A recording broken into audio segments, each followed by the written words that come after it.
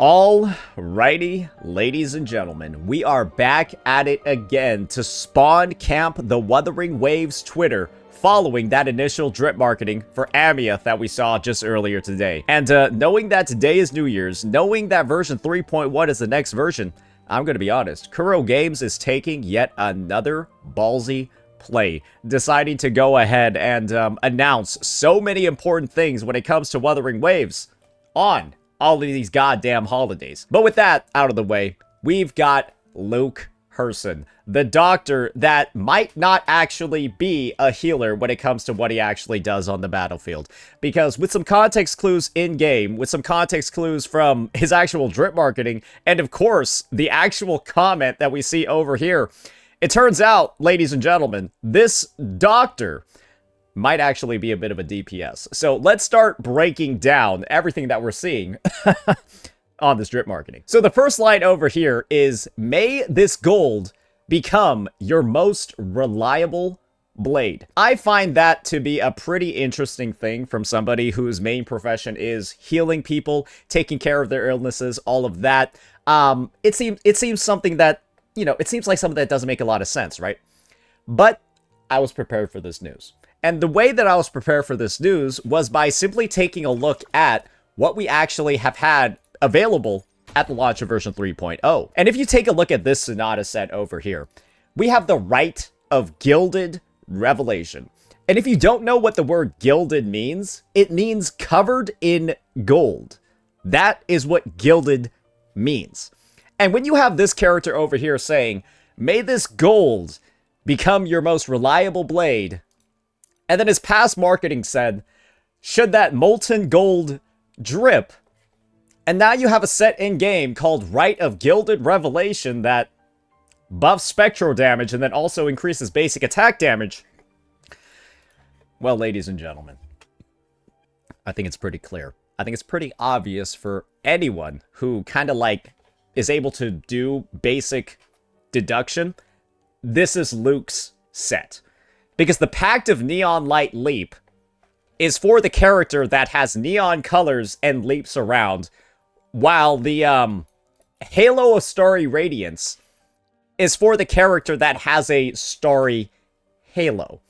And so I'm imagining that the Rite of Gilded Revelation is, as a set focused on the color gold, is going to go with the guy that can't stop mentioning gold in pretty much all of the marketing materials that he's actually been in. So, yeah, I think it's already confirmed everything that he's going to do. It's not that much of a surprise at all that this guy's actually Spectro.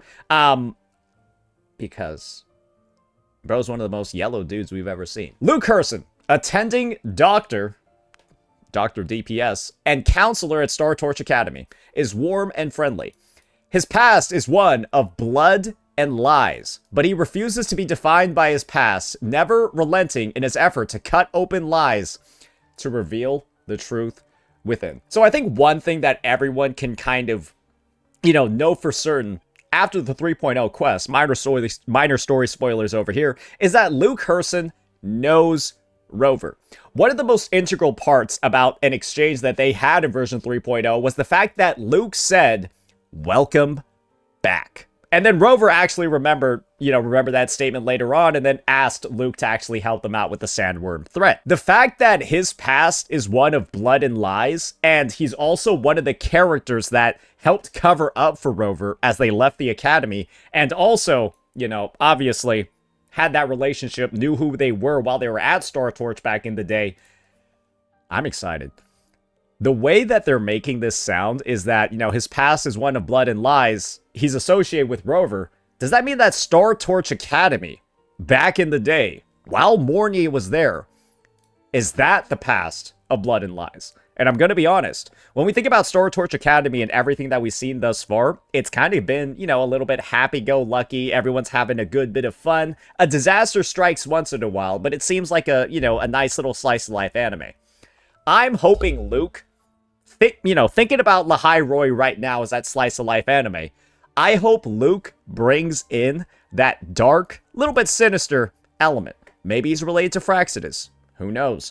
We'll just have to see. That's my takes when it comes to the story. I do find it really interesting how he's so upfront about this whole focus on lies, deception, and truth and stuff like that. I really hope to see, especially considering the fact that Luuk is perpetrating one of the biggest lies of all. The fact that, you know, the whole covering up for Rover, doing all of that stuff. I find it interesting that there's such a big focus on, you know, cutting open lies over here, when in a sense, I do feel like Luuk, with whatever they're doing with Rover, they're kind of lying as well. We'll just have to see.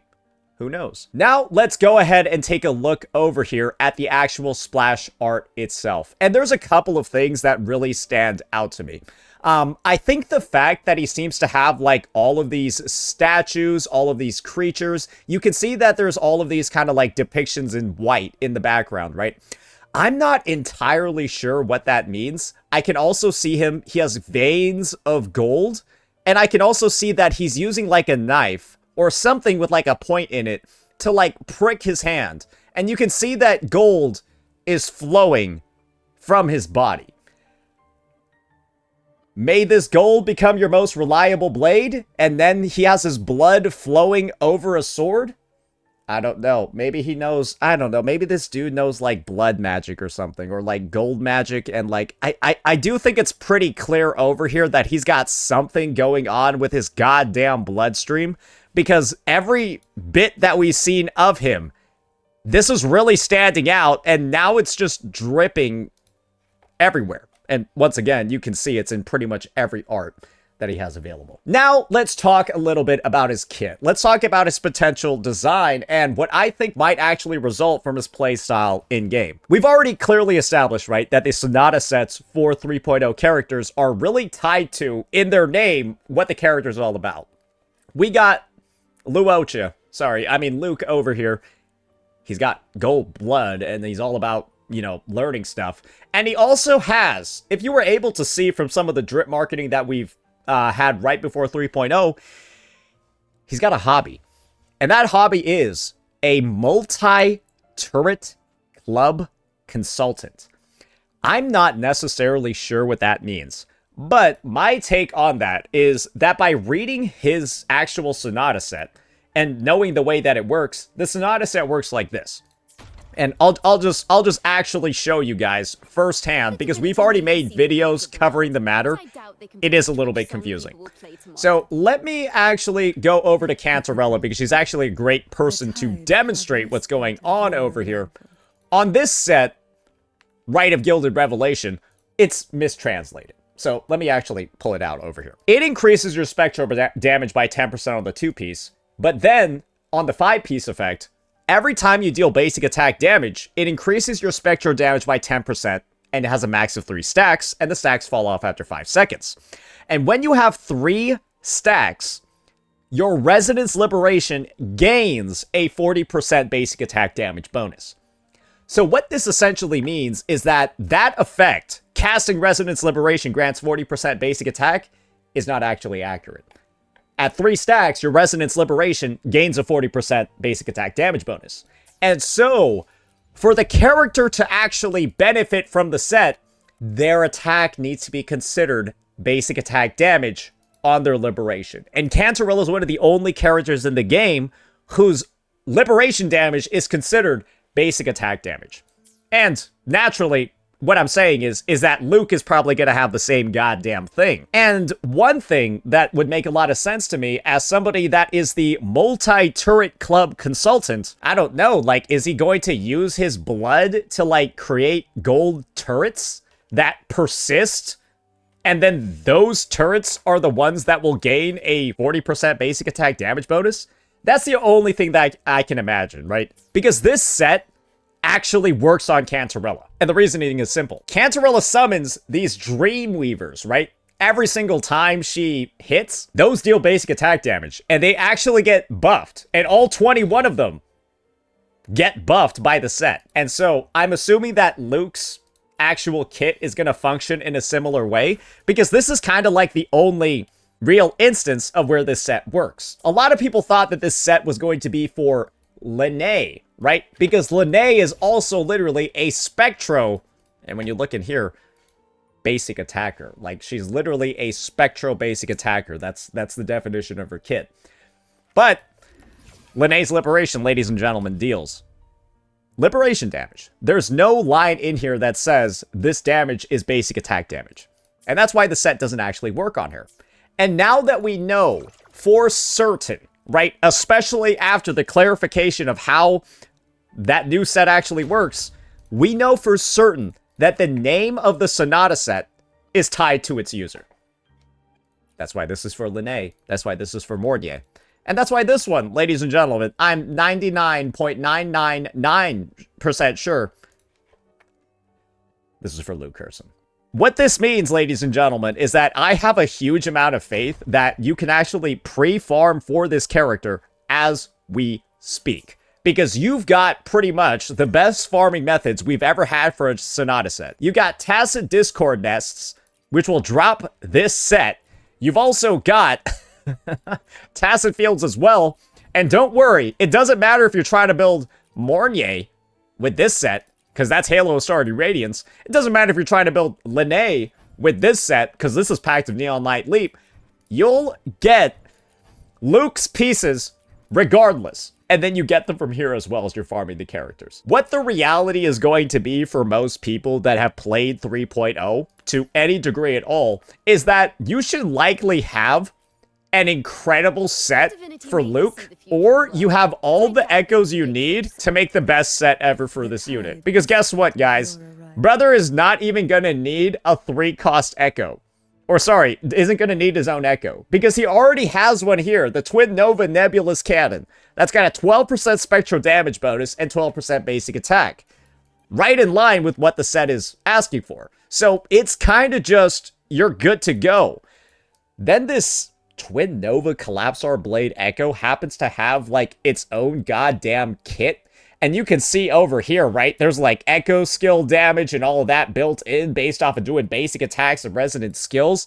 You just got to make sure that you like team it up with like its companion echo, which is, let me just see over here. Which one is it? Yeah, this bad boy, the Collapsar Blade. And they're good to go too. It's just, hey, team them up and you got all the bonuses. What I'll say is that I'm not necessarily sure why Luke is so easily farmable in this version, but they've decided to throw Luke enjoyers a bit of a bone, because I don't think there's any reason why you just don't have this guy ready to just fuck everything in the game the second he releases.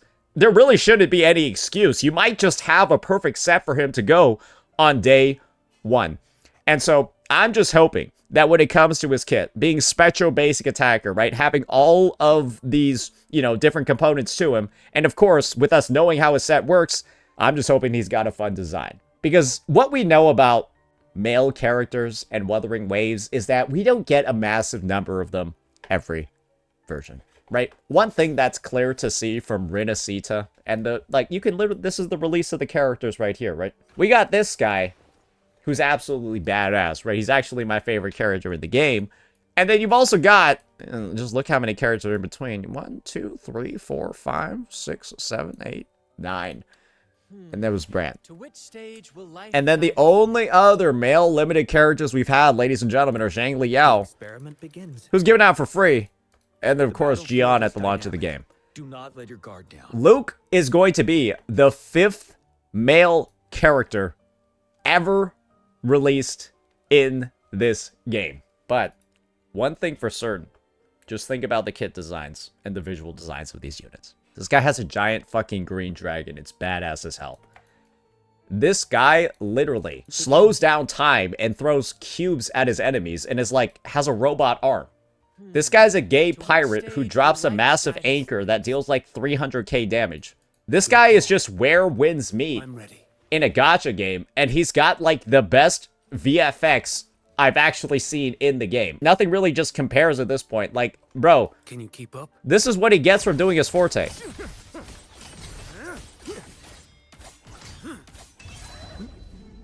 I'm sorry, dude. Like, Kuro puts an incredible amount of care and work into the design of, in my opinion, their male units. And from what I've seen so far, when it comes to like Luuk, his characterization, his splash art, all of that, I don't think that they're going to disappoint. And let me just say this. A lot of people are naturally going to be very, very, very excited for the other unit that's preceding him, right? Because he's the second one announced. He's going to be the second half unit. I would not actually be surprised if Luke's animations, Luke's kit quality, Luke's scaling, all of that was at such a high level and was actually so well done that, I don't know, some people think that Amiath might have gotten the short end of the stick. That's my take. And I'm only saying that because the last male character release, ladies and gentlemen,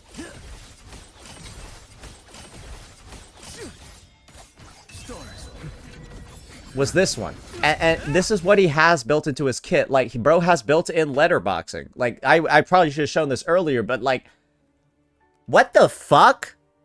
I'm just hoping that Luke has a similar level of budget when it comes to how much care is put into his kit, because these are dime a dozen, right? You got your very attractive gacha woman.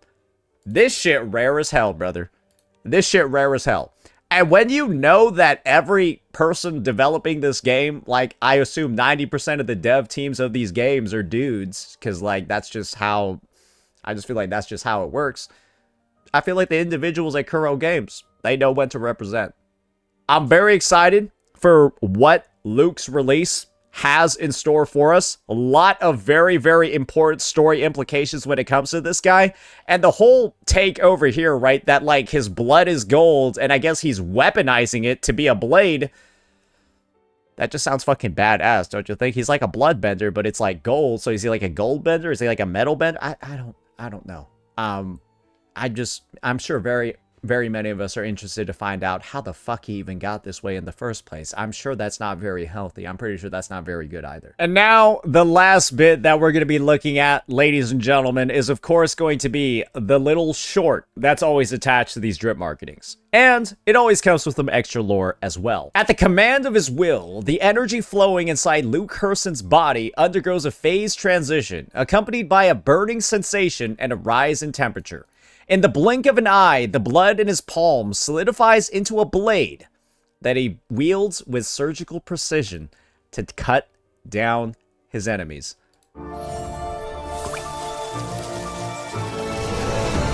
Yep. No, I get it now. I get it now. Oh, and this music goes crazy. I get it now. He's a bloodbender. He is a bloodbender. He's a gold bloodbender, and his blood is just gold. And I guess it's 100% true. He's going to be turning his blood into weapons on the battlefield. Because I don't know what blade means. But it probably makes sense he's not only going to just use like a sword, if that's what he's capable of. So, yeah, bro is probably going to have one of the most varied, unique movesets in the game, because one thing about blood and bloodbending and all of that is that, you know, it's a little bit like water. It can take any shape. So, I'm hoping they just get creative with it, because the sky is literally the limit when it comes to what this guy can do. I'm very excited for his kit moving forward. Now let's finish this out. Let's just see if there's anything left. No, that'll be it. But, yeah, that's some of the most majestic goddamn music I've ever seen. Now let's wrap this up. That'll be it for this one, ladies and gentlemen. Let me know what you all thought. Peace out.